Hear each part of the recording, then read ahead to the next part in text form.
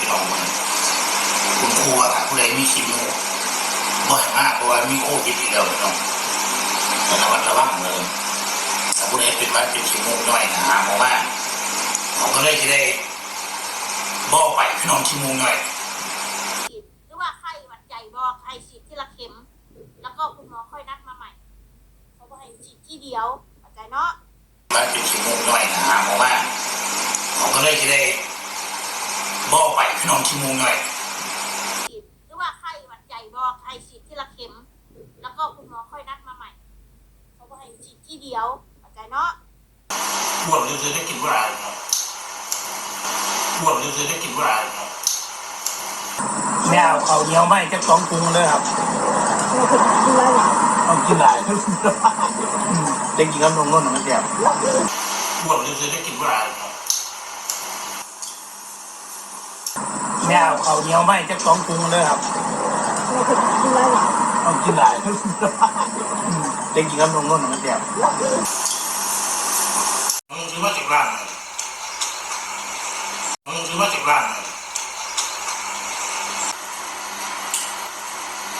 เป็นไก่ย่าง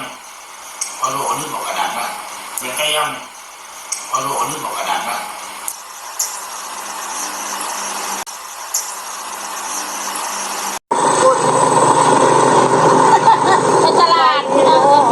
แม่เขาคำสีได้ไหมครับมัน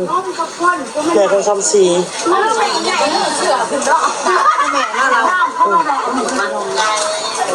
ตรงมากเลยมันเกลี้ยแล้วมันคือใหญ่มันคือพึ่งแต่เรามันเสียมันเสียแกงจะไม่ยักคือหอดไม่ได้เอาส่งมาหมดแล้วไม่บอกไม่ได้เอาตัวนี้เลยเอาอันนั้นก็ได้นะคือเสียแกงมาไหม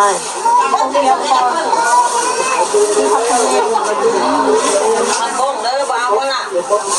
เท่าไหร่แล้วก็เอาสมถุงมาไม่น้อยเดียวอะไรเป็นชิ้นขาดอะไร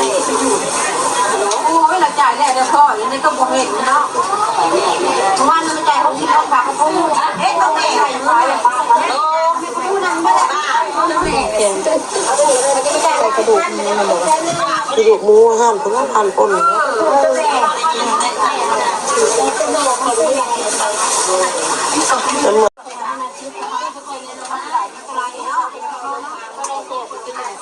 ตัวหางเหลืองแล้วแสบหางเหลือง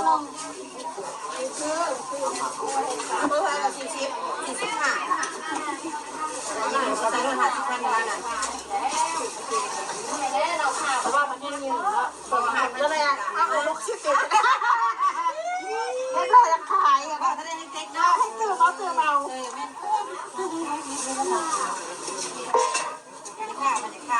คนทุกในห้องเยอะเป็นปีนคืออยากกินปีประตู